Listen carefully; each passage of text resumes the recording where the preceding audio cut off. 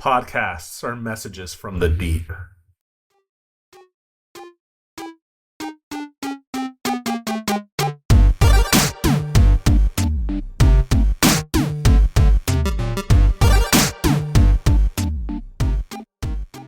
Welcome to the Greatest Story Podcast with your hosts, Zach And Josh. We are here to discuss and react to some of the greatest stories ever told. We will look at books, movies, video games, and all forms of storytelling to figure out what makes a good story and what are some of the greatest stories. Story news, kind of like this week, but he who controls stories controls the world. Yeah, there you go. Anyways, Speaking of stories. Yeah. 21 Pilots' newest album, Clancy, dropped. I have seen some traffic on the interwebs suggesting that it's actually only half of what they're going to release, and that there's a deluxe version coming soon. But I have listened to that album probably 3 or 4 times already. Yep, I'm 2 through right now. I can say it's really good. Yep. I do not dislike any of the songs. I like Routines in the Nighttime. Mm-hmm. That's a very catchy song. And anyways, go listen to it. Yeah. It's great. Yeah, it's a good album. Or part of album, if the interweb is to be believed. We'll see. I personally am fingers crossed that it is only half, because I love 21 Pilots, and there's also some traffic indicating that this might be it for a long time for them until they have like a new vision and rebrand, and that might take like forever. It might be like 40. Yep. And they might be like 50. Yep. So hopefully there's more to come. But just like we want more 21 Pilots music, we also want more good stories. So, Zach, you watch anything cool or read anything cool recently? I did. So a little bit different from usual, but the FA Cup, so soccer over in Europe, had their championship game over at Wembley. And it was an underdog story of gigantic proportions with rivals Manchester City versus Manchester United. Manchester City won the entire Premier League. They are one of the best teams in all of England, and everyone expected them to completely dominate. And instead, they were dominated in the classic David versus Goliath story. And Manchester United finally regains its place as a competitive team. Go Red Devils, go. So, yeah. You miss every shot you don't take. That's true. Michael Scott. Yep. Wayne Gretzky. Mm-hmm. Totally unrelated. Yeah, but also related. The Office has little snippets of wisdom for you. Somewhere deep. Somewhere. Deep inside. Really deep. Really deep. Oh, man. But we have some special Patreon members who help us do what we do. And so we particularly want to thank and call out Pathfinder Commodore Peggy B and Pathfinder Champion Paige S. Y'all are champs. Yes, indeed. And if you want to be a champ, just like Peggy B and Paige S, then you should also join our Patreon page. Go to patreon.com, look up the Greatest Story Podcast, and you can, either as a free member or a paid member, join our Patreon. And if you join as a paid member, we have some extra bonus content coming soon, along with some votes coming for several episodes for the end of this season and moving into season 2. Yeah. Are we giving teasers now for what the content is? Yeah, let's do it. Well, there may or may not be a Star Wars show that says before the Empire and before the Menace, that being the Acolyte. And we'll give our honest thoughts on how it's going. So if you want to maybe get a little bit heads up with... are we going to try without spoilers? Or are we going to do spoilers? We're making the decision live. Yeah, live. I feel like it's going to have to be spoilers. I had someone comment the other day to me that our podcast just like spoils everything because Wah. Yeah, because it's stories that they've not heard, and I was like, well, that's kind of the point, because we want you to go look at these stories. It's not like we're not doing a lore cast. We're not doing one for one. Yeah. We're just helping you figure out which ones are worth it. If you haven't seen Toy Story by now, then I feel like that's on you. Well, I also had a friend text me that said he very much disagrees with our Toy Story podcast. Oh, really? Yeah, he says we need to call him. But wow. All right. That's repeat. Yeah. There's your shout out, brother. But yeah, we'll be reacting to The Acolyte and trying to stay positive about it. But then we also want to take a deeper look at the Rings of Power trailer. Yeah, season 2's coming up in August. Not too far from here. Yep, so we'll look at that trailer and give some of our thoughts. One trailer to rule them all. One trailer to rule them all. Smooth, yeah. And we also have a Discord channel. So if you join us at patreon.com at the paid level, I think it's... No, I think it's free. Is it free? Yeah. Okay. You get more access to stuff if you pay. Different rooms and just a little bit about it. I think the dream is that we start cultivating a Pathfinder community in there, right? So if you wanted to hop into a chill match of Fortnite or X-Define or something and not have somebody's creepy uncle in your lobby, or have the kid who's just yelling your mom and swearing at you for, no reason every 5 seconds. Yeah, unless you play with me. Just Zach's that's a joke, especially to the moms and dads. Yes, that's yes, yeah. Especially to your mom. Oh, everything's about perception. That's a spoiler for what we're about to talk about. Anyways, or if you wanted to find a group to play board games with, or start a kind of book club, we want the Discord to be a hospitable space for you guys to do that. We have channels for each of those things, and we just want to get that out there more. And so if you just sign up for free on Patreon, it should be the pinned comment at the top. So have at it. Yeah, definitely. So Josh, what are we talking about today? My Arrakis. My Dune. Dune. Slowly rise to the top of the ceiling. Yeah, that's right.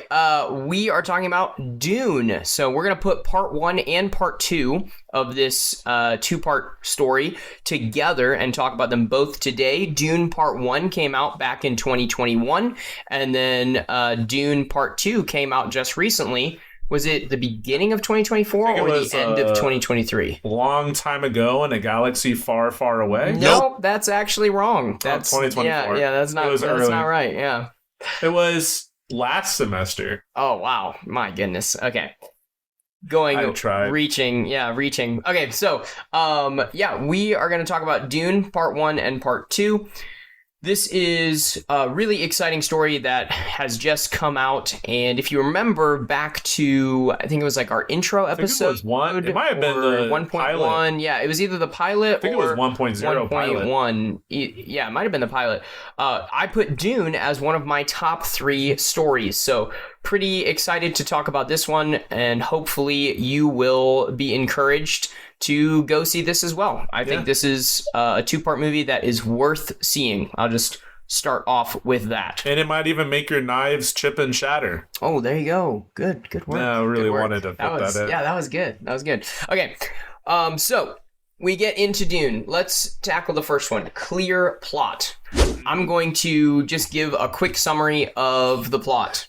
We talked about this before, so I'm excited to see this air quotes quick summary. Yeah, we're ready. Okay, Dune opens up, and think of a galactic empire. But not with stormtroopers. Don't think Star Wars. Space Vikings. Sure, yeah. Think like the Holy Roman Empire. So think several different houses with one emperor kind of ruling over a loose alliance of these different things, but everybody's backstabbing, trying to get the other hand. Lots of politics, right? Lots of politics. This is taking place, and the center point of the story is the planet Dune, sometimes called as Arrakis. And this planet is kind of the cash cow of the galaxy. It produces a spice. Drug. Yes, it is used for space travel, which is what makes it so expensive and valuable. And it also is a drug that gives you psychoactive visions and memory. Yeah, messes with you. The future. Yep. So this very nice, expensive drug is really important to the Empire, and whoever controls the planet, whoever is the Duke of the planet, makes tons of money and also is best friends with the Emperor. Best friends? Yeah. So Oscar Isaac was, I guess he does say that whole, he was like my son. Yeah. Yeah, exactly. All right. So the Atreides is the main kind of house that we're following, and they are given control over this planet by the Emperor. We find out, though, that this is actually a plan to trap the Atreides, and it ends up with their downfall and destruction, with pretty much the entire political group of the Atreides being destroyed. The Duke is killed. Some of the only survivors are his son, Paul, and his wife, Jessica. They're not married. Well, concubine. Partner. Space partner, sure. Basically. But yes, that is true. Politically, that's kind of important. So, Paul and his mom, Jessica, are the only main characters to survive that encounter. Paul heads off into the desert, and he is attempting to seek his revenge on the Harkonnens, which is the other house that kind of facilitated this betrayal with the help of the Emperor. And one of the main ways that he's going to wreak this revenge is through becoming the Lisan al-Gaib, which is... As written, that's right. Which is a Fremen prophecy put in place by the space witches of the Empire, which we'll talk more about them later. Which his mom is one. Yep. That's important to hold on to. Yep. And so they have this prophecy that he kind of fulfills and becomes this prophetic, messianic kind of deliverer figure, and unites them together to take his revenge and eventually become emperor at the end of the movie. At least he's self-appointed. I mean, he's the emperor. He's just not recognized by anyone else. Yeah, but, he's still got the title. The war has begun. Yeah, he's still got the title. Well, we meet some very spicy characters throughout this. See what I did there? Anyways, I guess we're going to start with Timothée Chalamet's, and if we get 5 million subscribers, who knows? Maybe we'll get Timothée Chalamet and Zendaya on here. We'll have to have a battle between whose hair is the best. Between you and Timothy, or Zendaya and Timothy? No, between me and Timothy. Zendaya would win. Yeah, right. Well, she's not part of the competition. She is now. Anyways, let's start with Paul Atreides in clear character. Atreides! We need a bagpipe. I'm not going to imitate a bagpipe. That's with my probably face. best. Yeah. Just kidding. Oh man, too bad. I think that'd be fair use if we figured out how to splice it in, but that's a lot of work. So, anyways, Paul Atreides character arc. Gut reaction, Zach. How's his character arc? Yeah, so I think his character arc is really well developed and really well done, but it's not a positive character arc.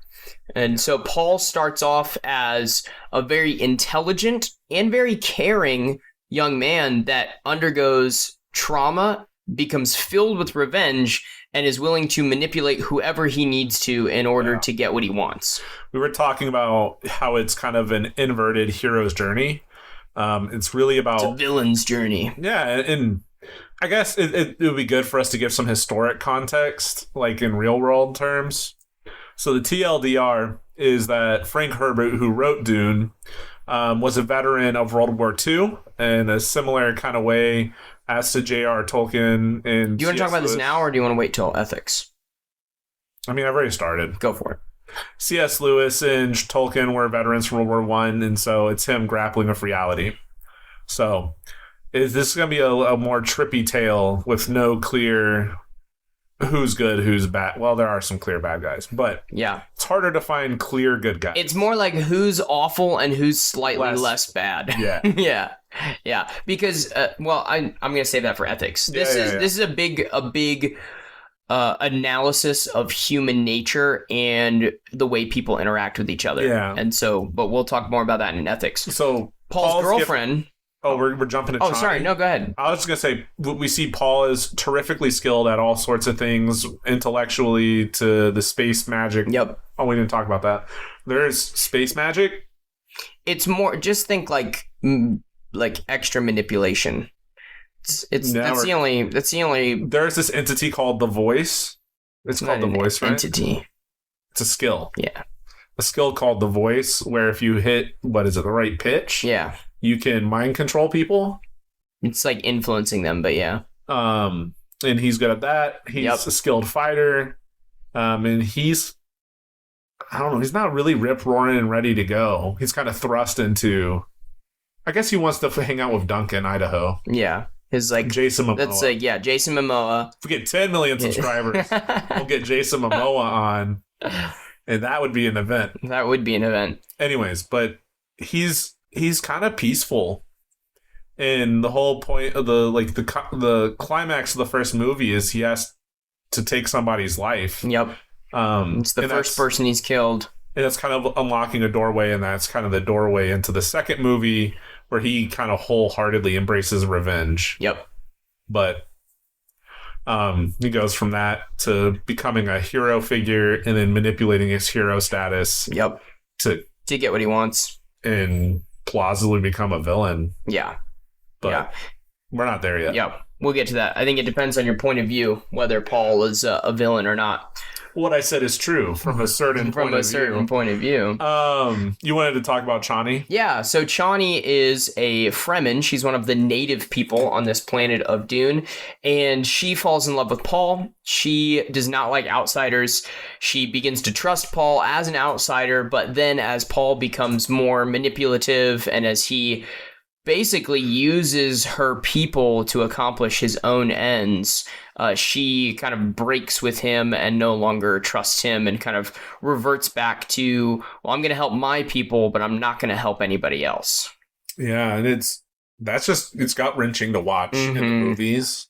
Yeah, they really do a good job at making you feel the tension in their relationship, the way that it builds up and then kind of starts to split and then really splits. You really feel happy for them. Mm-hmm.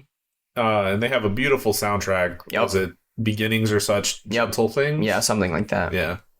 Anyways, and then you just you feel like kind of the stabs, kind of as Zendaya's character Chani feels them. Mm-hmm. But other character we're going to talk about is the space witch Bene Gesserit Reverend Mother herself.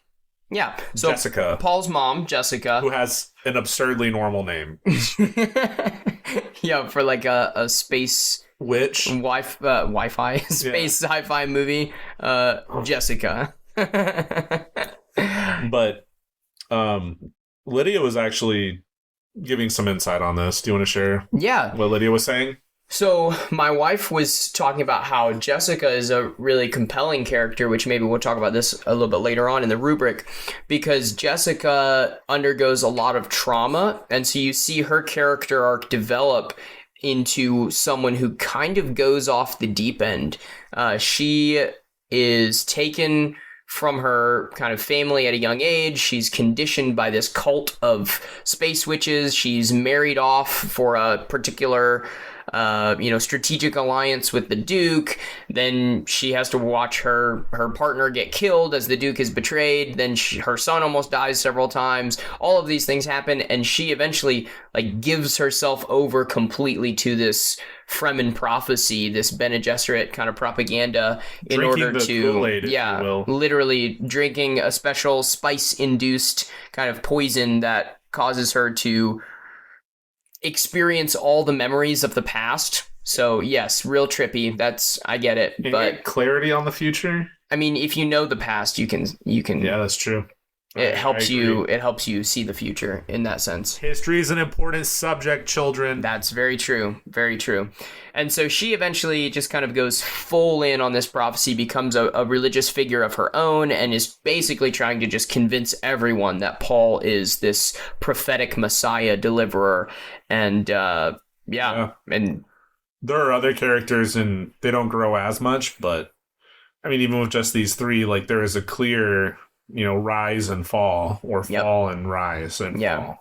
The Kwisatz Haderach must rise. That was good. Thank you. You're really into the chanting stuff. Yeah, I do like the chanting a lot. Written. Yeah. I'm just gonna try to chant as much as possible in my hamburger, cheeseburger, Big Mac, Whopper. Anyways, that brings us to probably the one we're going to sit in for a while. Yeah. And you know the meme with the guy who has the string board? When it's all connected. He's crazy. Yeah. That's what this movie is. Yeah. We're gonna sound pretty bizarre here for a little bit, probably. Because this is Clear Ethical Lesson. I mean, there is one, but it's not one that the characters learn. There's one that you learn from the character's failure. Yeah, so there's one big idea that Frank Herbert has gone on record to say, that's the author of Dune, not the director of the movies, That's That's Dennis Denis Villeneuve. Yeah. Anyway, I'm not Yeah. going to try. Yeah, it's French. I know that. Okay. Phenomenal director, but Frank Herbert, the author, has gone on record to say that this story primarily focuses on people, and particularly it's encouraging people not to be swayed by charismatic leaders. So you should not get wrapped up in idealism. You should not get wrapped up in someone who's popular or charismatic. You should always look at people for what they're actually doing and saying, don't just give in to the hype, because that's how people can sometimes do terrible things. Which, if you keep his historical context in mind, Yep. He fought in World War II. Yep. There is no shortage of charismatic leaders who did terrible things or great things or both. Yeah. So, yeah, absolutely. A person's a person, a human's a human. Humans don't change. Technology changes throughout history. So, that idea that he's passing on, worthy thing to hold on to in 2024. Yeah, definitely. He is a Mohammed, Crusaders, Roman emperor, conquering kind of Jesus messianic figure like the Jews, Alexander the Great, anyone who amasses this kind of political and economic influence and ability to charismatically control people in order to accomplish this kind of fighting and violence purpose. And that's what Dune is preventing us from doing, right? Don't follow someone just because of the hype. Actually think about who they are and what they're encouraging people to do. That mindless masses can do terrible, terrible things. Yeah. You think about Frank Herbert's context, and again, like, you just open a history book and read. Like, it doesn't take long to find a charismatic leader from almost any ethnicity or nationality, any time period. Yep. Where they're able to use blind masses to do their bidding, and it's just terrible. And so, you know, in the movie, I think there's something about House Atreides getting backstabbed and blindly following orders, and then watching that play out until the basically collapse of an entire people group. Yeah. And anyways. Yeah, so that's the main thrust of the story, is by watching these movies, you will not make the same mistake, right? Be aware of who you're following, whatever political, religious, economic figure. Be aware of who you're following and what they're telling you to do and how they're acting, so that you don't make some of these same mistakes and start a galactic holy war in the name of some random dude with black hair, you know? Spice. Actually, now that I think about it, Alexander the Great and Paul have a lot in common. Yeah. Based Fathers both killed, basically becomes God in the eyes of the people, leads a giant army to overthrow an emperor. Unifies everything. Unifies a whole bunch of people. Unifies with air quotes. Yeah, unifies like under the sword. Yeah. Everyone is unified if all my enemies are dead. Well. Yeah. But yeah, I think there's also the ethical lesson. I think, like, the theme of revenge itself. Yeah, so that's a big part of this story. And it's tough, right? Like, because the way in the movie, the way it goes out, man, there's so many great actors in this movie. Yeah, the acting cast is stacked. Like, just the way, like, they did Oscar Isaac dirty in this movie. Yeah. Like, Dad Atreides. So Oscar Isaac, Leto. So Oscar Isaac plays Leto, Paul's dad, and they do such a great job of making him this amazing character that you're like, wow, this guy's really great, and then he's dead. And you're like, what? But he's just betrayed and murked and made fun of. It's, like, very rough. Yep. And so, like, there is something in you, like, I hope the bad guy gets his. Like, you kind of, as a consumer, like, revenge-oriented through the movie. Yeah, like, because House Harkonnen, the people that betray him, are really, really terrible. Honestly, the scariest group, I think, scarier than orcs. Yeah. Like, they are probably the most frightening category, group, faction, whatever you want to say. Yeah. Very violent, very, like, manipulative, very... Stark, yeah. Literally black and white. Yeah. Their camera angles and cinematography, their, like, home planet is black and white. Yeah. Like, it's just spooky. Yeah. You're either cool and you're, like, powerful, or, like, you're literally meat. Yep. It's very scary. Anyway, so you want them to lose. Yeah. And like they're so cruel that I think it creates like this cruelty within you. Mm-hmm. And you're watching Paul and he's grappling with this. Like his fight with Jamis, where Jamis has to be the first person that he, kills in combat. Like you don't want that to happen. But then in the next scene in the second movie, he's fighting the Harkonnens, and you're like, oh, yeah. Yeah, definitely Kick kill their those butts. guys. Yeah. Mess them up. Yeah. And that's just, I don't know if that's intentional on the director's part.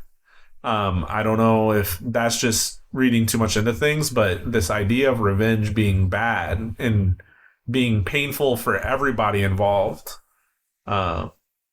is a thing. And that's something we can all relate to. Kind of as an aside, there's the whole thing about bitterness and harboring anger inside of yourself, and the old proverb of staying angry and holding on to hatreds, like drinking poison, hoping the other person dies. Yeah, dies first. Yeah, that's good. And I think Dune is kind of a view of that. Like a lot of people die for Paul to get his revenge. Yeah. And Paul does get his revenge, but at what cost? And I think is he Paul anymore? Yeah. And I think and even his revenge, it taints the memory of his father. Yeah. Right? There's even one line where his mom's like, your father wouldn't, your dad did not believe in revenge. And Paul says, well, I do. I'm not my dad. Yeah. Like, I mean, it's very clear that Paul is going to get his revenge no matter the cost. Yeah. And I think as we're watching, at first we're like, yeah, that sounds great. The Harkonnens are the worst. But then as you think back on all of the outcomes and all of the effects of his revenge, you're like, wait a second, maybe revenge isn't worth it, actually. And I think building off of that, you kind of become what you hate the most. Which he says at the end, this is how I will win, by being Harkonnen. So I guess mega spoiler, like Wii U, spoiler alert, like, if you haven't turned off, you need to pause or like go watch the movie. But what? I'm about to give like I know, but thing away. But I feel like our whole we've never said this is new. This is the newest thing we've reviewed. I guess that's true. Anyways, let me just put at the beginning of the episode, disclaimer: this is very new. We spoil everything. I feel like we have. We are week-old milk. We are. Oh, I don't know. Ew. Spoiled. That joke curdled. But anyways, Jeez. Speaking of becoming the very thing that you hate, Paul in his actions begins to look vaguely like a Harkonnen, but you learn, I don't know, in the last third of the movie, so like, I don't know. Towards the end. I was going to say act, because that makes you sound cool. Yeah, but Act 3. I don't know how many acts there are in this movie. Paul learns that his mom is half Harkonnen, which makes him the grandson of the big hippo man. Yep. He's related to the evilest dude. Yeah, the big Baron guy that floats and takes oil baths and is scary. Which, Stellan Skarsgård, is that his name? Yeah. Phenomenal actor, yeah. And I love him from Andor. Yeah. But man, he did a great job as the bad guy in this. Yeah, that's right. He is in Andor. He's in Andor. He's also in the Thor movies. Anyways, but there is something like if you embrace the thing, like if you fight fire with fire, everybody gets burned. Yeah. So I don't know. We're circling the bush here. Yeah, the bush that's on fire. Just like the palm trees. Hey, there you go. Palm trees are on fire, which is really, really sad. I think the other ethical kind of idea that we see in Dune is the battle between like predestination and free will. Oh my gosh. I did not expect those words to come up today. Well, when you think about it, there's all the prophecy stuff. No, you're right. From the Fremen. We were talking about this. Yeah. I did not expect those words. Those are the best words that I can use because that is what it is. Like, is Paul actually the Fremen prophet, or is he just choosing to manipulate everyone by doing, quote unquote, the same things that the prophet is supposed to do? But then there are certain things that happen that you're like, oh, wow, well, how could he have planned that? He couldn't really have planned that. So this is going to get philosophical really fast. Mm-hmm. Whose point of view? Well, we can go there. I was going to say is prophecy just happenstance and Oh, accidental, just a cruel twist of, right place at the right time? Or is it like point of view, right? Like there's a scene where in the second movie where Paul is trying to become Fremen, and the main character, not the main character, but the character of Chani, and her buddies say like we should be led by a Fremen, and Paul says, "Oh yeah, you're totally right. I'm not Lisan Al Gaib." yeah, I'm not the prophet. And Stilgard, who's basically Space Peter, Yeah, goes, he's the hype man. yeah, he's like, "Oh, as written." Yeah, he's so humble. He doesn't believe that he's the prophet, and obviously the prophet would be this humble. Because the Bene Gesserit created these scriptures, they passed down to this culture. Yep. And so this is just, it gets weird, right? Yeah. Like, and I think that's one of the instances where you're like, oh, well, this is obviously like a faked thing, right? Like, yeah, like Paul is not the prophet, but he is just manipulating people, and people like Stilgar are totally on his side that they're going to see him as the prophet no matter what. But then there's other instances where he has to go out and ride Shai Hulud, a worm. Yep, the maker, Shai Hulud, and the great granddaddy worm. Yeah, and he rides the biggest worm that anyone has ever seen. So when I say worm, don't think like earthworm, think like dragon whale, like giant. No, you can think earthworm with a hole in its face with several sharp teeth. Sure, I guess, but like in scales. Yeah, giant. It's more dragon-like. It's like a dragon, basically. But it's shaped like a worm. Or a snake. A worm with a WYRM. Sure. I guess. Anyway. Like a Japanese dragon. Yeah, more similar to that. Yeah, like long, lengthy. Yeah.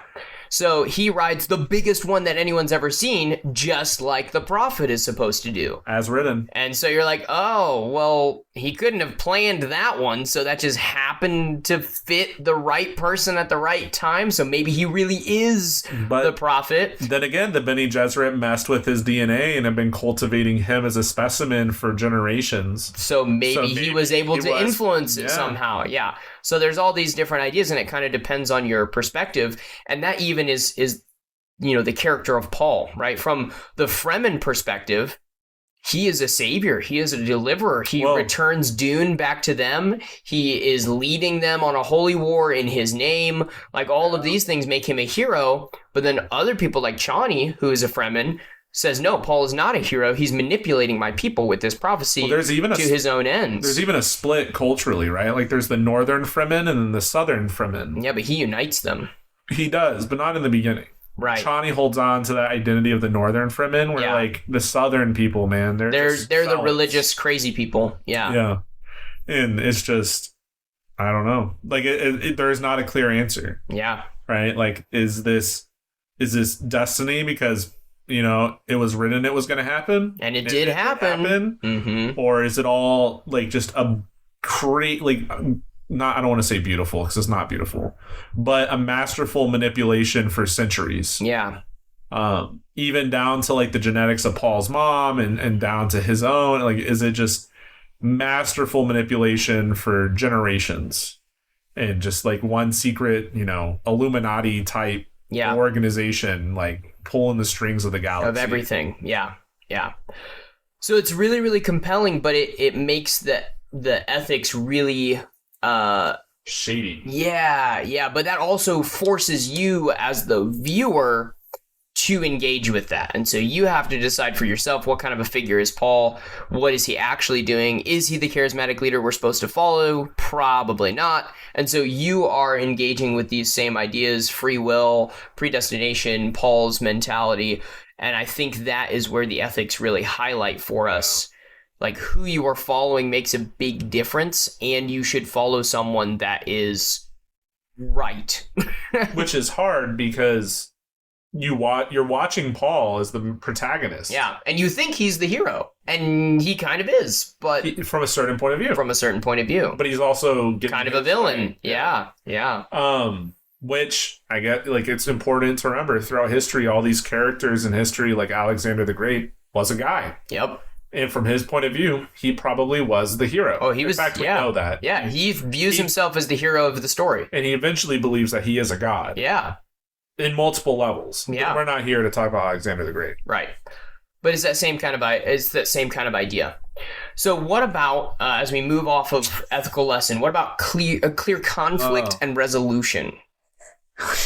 I say yes and no a lot to this. The immediate one, yes, right? Like, big spoiler alert again. At the second part 2, the second Dune movie, it ends with Paul besting the Emperor's champion, which is his cousin, because he's a Harkonnen, and so he gets his vengeance on the Harkonnens in this fight. He sets himself up for galactic domination by forcing the hand of the Emperor's daughter into marriage. And so in this power struggle of vengeance against the Emperor and against House Harkonnen, yeah, right? Like, he beats them literally in 1-to-1 combat.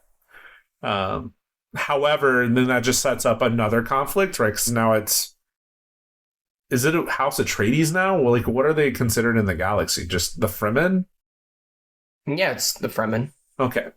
Paul in his Fremen alliance, like, they are boarding spaceships that are the Emperor's, and they're gonna, I guess, go on this holy war that was alluded to in Dune Part 1 through the spice-induced visions. However, on the flip side, sorry, I'm talking a lot, so I'll say this and then I'll pass the mic. But on the flip side, you also have, like, Chani's relationship with Paul, and it's demolished. Like, she goes off and she reverts back to where we found her, kind of a loner in the desert, thinking it's everybody against the Fremen. In a lot of ways, she's right? Like, she, it's just tragic because she fell in love with this guy, had this reinforcement that, no, he was doing his best, and then after Paul drinks the Kool-Aid, like, everything hits the fan. Yeah. And that's just rough. So, and that's why I'm saying yes and no. But even then, it's a resolution. It's just not one that we like. Yeah, right. Everything is resolved. It's just not the ending that we may have wanted. It's not necessarily a happy ending. But I think, you think about the betrayal, the conflict that's created between Atreides and Harkonnen, between Atreides and Emperor. Like you mentioned, all of that wraps up. I think there's another conflict in the sense of Paul's identity. Who is Paul going to be? Is he the Lisan al-Gaib? Is he this prophet figure? That's wrapped up and concluded. He affirms that. He takes that on for himself. The Fremen believe that he is. So that's kind of concluded. So I think everything that the story sets up, it does resolve. It's just not, and everyone lived happily ever after. It's, hey, Paul has won, and now we're moving on to another war. Yeah. Which sets up a new conflict to get resolved, I guess. Yep. Yeah. So I would say that there is good, clear conflict. Mm-hmm. In fact, there's multiple levels of conflict that are all well done. Yeah. Well, maybe the only unresolved one is between Paul and his mom. Oh, yeah, that's good. They are kind of... That's the only one that feels a little hanging in the wind. Yeah. But then again, Paul... So but in the end, they're on the same side. Right. And so we've mentioned Kool-Aid a couple times. What we're actually referring to is... It's the water of life. That they pull out of baby worms. Sure. I mean, yes, but it's the spice... Like, it's a very concentrated spice liquid. Yeah. And so after both of them drink that, they're on the same page. Yeah. Except it seems like Paul's more powerful than Mom. Yeah. But it seems like... So Paul's sister is actually a fetus. It's a baby in the womb. And that baby gets superpowers. And so little baby is talking to Mom in the womb. And it's probably... Like, I don't know if it's supposed to be creepy, but it's super creepy. I'm pretty sure it's supposed to be creepy. It's very creepy. Yeah. Anyways, but it seems like that entity is even called an abomination. No, Paul's called an abomination. And this baby is basically proposed to be like a monster in a couple pivotal scenes. Mm-hmm. But it seems like she'll be more powerful than everybody. Mm-hmm. But anyways, so I guess that's a messy resolution. Yeah, between them. They take some space juice and, let's go conquer the galaxy. I guess that's how it goes. Yeah. So what about engaging in relatable characters? Yeah, so a couple cool characters. We haven't talked about Duncan Idaho much. We haven't talked about Gurney Halleck, and we haven't talked about Stilgard. Mm-hmm. And I think those are three of the most compelling characters. Yeah. They are all side characters, but really, really engaging characters. So let's just tackle them one at a time. So Duncan Idaho is Paul's adoptive older brother. kind of, yeah. So he is like one of the leading fighters of the Atreides, of House Atreides, which is Jason Momoa. Yeah. How could he not be a leading Absolutely. fighter? Yeah. So he's incredible. He's renowned as one of the, the best fighters in the galaxy, trains the army, that kind of idea. And he is so loyal and dedicated. I mean, that is the thing. Both Stilgar, Gurney, and Idaho they're just true believers. They're so loyal. Yeah. Stilgar is loyal to the Fremen and to the Lisan al-Gaib. And Gurney's loyal to vengeance. Gurney is loyal to Atreides and vengeance, and Duncan is just loyal to the Atreides. Yeah, loyal to his Duke. First Leto, and then Paul. Yeah. So, and I mean they're relatable. They're engaging. I think Paul, Jessica, and Chani are probably more relatable. Yeah. But these guys they're also the main characters, whereas they're supposed to be. Yeah. These three guys are they're cool. They're engaging. Right? And I think part of it is because they're so kind of stoic in their own way. Mm-hmm. Like there's that scene where we learn, again, spoiler, but Gurney Halleck survives the Atreides massacre. Yep. Which, again, part of his character is engaging because he has one of the coolest last stands. Yeah. In cinema history. And Duncan Idaho. So does Duncan Idaho. Yeah. Takes out like 15 guys to 1. But he doesn't have the bagpipes. No, he doesn't have the bagpipes. It makes a difference. The bagpipes do make a difference. Yeah. And then you got the stair scene. I know that neither of them. I know. The stair scene is really cool. When they go back to back. And, and they're like impossible odds. And they're like, nope, not giving up. Yep. But there's the scene where we learn Gurney's alive, and he's a smuggler, and he's playing the guitar. Playing like a little banjo, yeah. I forget what he says. A mandala, I think. It's hilarious whatever he says. I can't remember. It's a little song. Yeah, but it's a very like Gurney Halleck song. Yep. Where he's basically singing about his life. Yep. And he's like, everything is awful. Anyways, but they're consistent characters. Right, Stilgar follows his people's rules, and he's follows all the traditions. He's willing to die for the traditions. Yeah, because he believes Paul is the fulfillment of these traditions. Yep. I mean, there's one point where they have a giant meeting, like a war council, and only the leaders of the tribes are allowed to speak. But obviously, Paul needs to speak because a lot of people believe that he's the prophet, and so Stilgar is like, literally, you have to kill me. Yeah, you have to kill me in order to speak to everyone. Like, it's okay if I die so that you can rule. A rocket just blew up next to me. Yeah. I'll never be weaker than I am now. That's right. And so, Stilgar is basically begging Paul to kill him so that Paul can lead everyone to victory. And that's just the dedication and the loyalty that Stilgar has is I have to follow all of my traditions, all of the prophecies, everything that makes me Fremen. Which he gets I've said it multiple times, but as written, that is what Stilgar consistently says throughout the movie. He's got like his space Bible like memorized down pat. And it's like the coolest one-liner since Mandalorian's I have spoken. Yeah. The Ugnaught guy. Yep, very cool.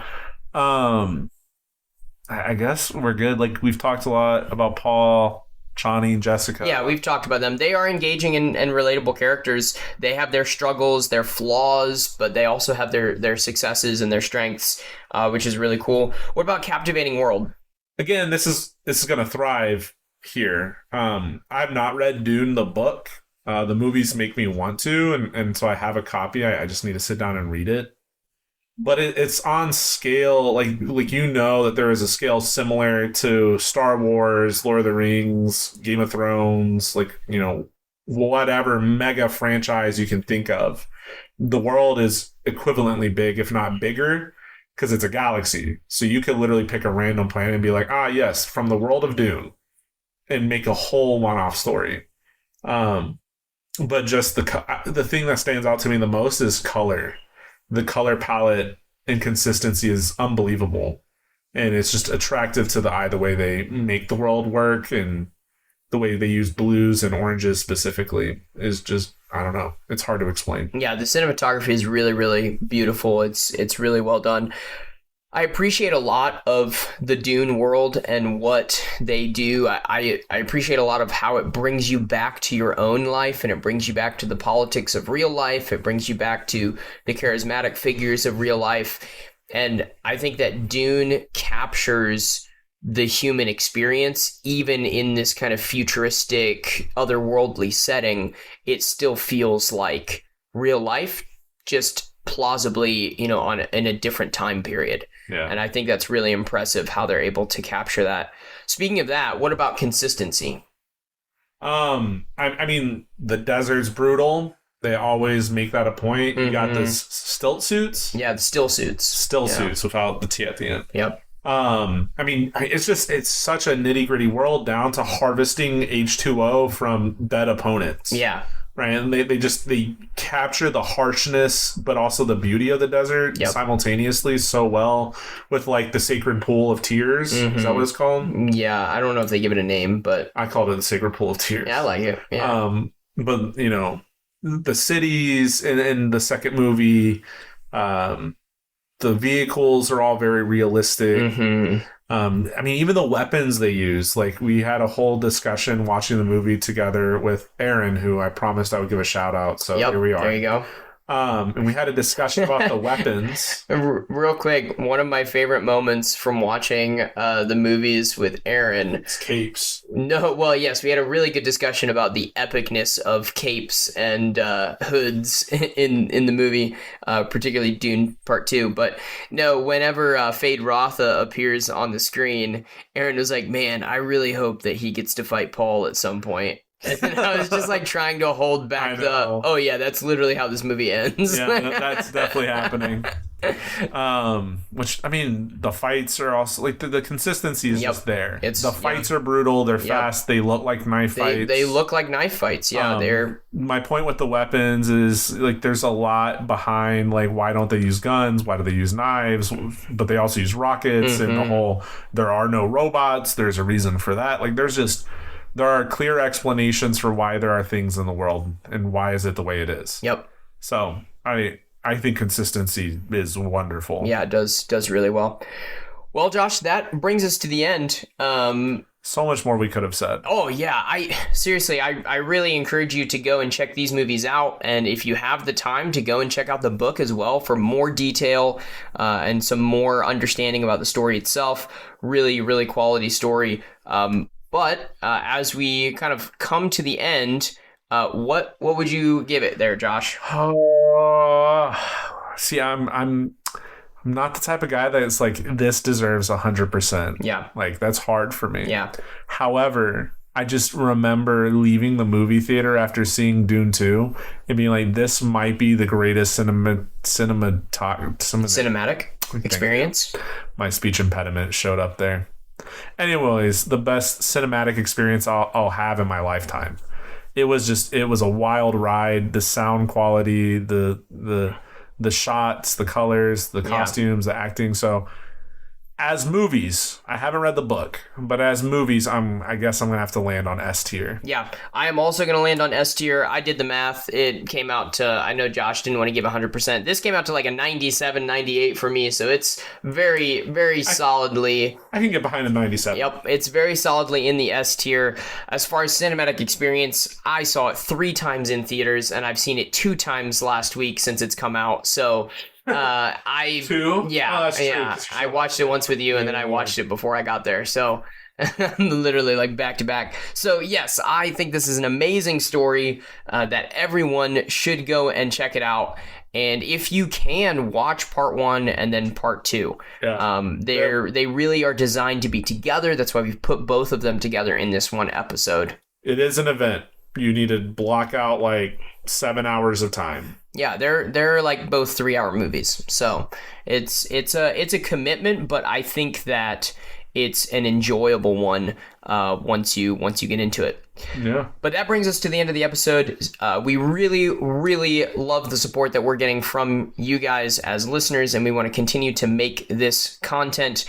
Keep sharing on Instagram, keep looking at Facebook, liking, commenting, and wherever you listen, please like and subscribe. Spotify, YouTube, Apple Music, wherever you listen to podcasts, please give us a review, like, comment, subscribe to us, and we want to keep making content for you. Yeah. So whoever controls the algorithm controls the world. That's right. So, Josh, what are we talking about next time? I think we're talking about watch out for the wrist rockets.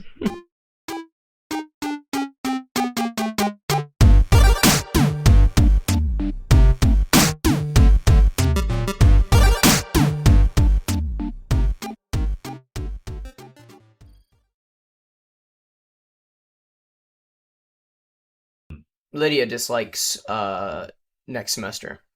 She dislikes next semester. Yep. She said it's too happy for what it's talking about. That's the point. Yeah, I know. She doesn't like it. Doesn't vibe check with her. Yep. Well, that's missing half the point. We'll have to talk. Yeah.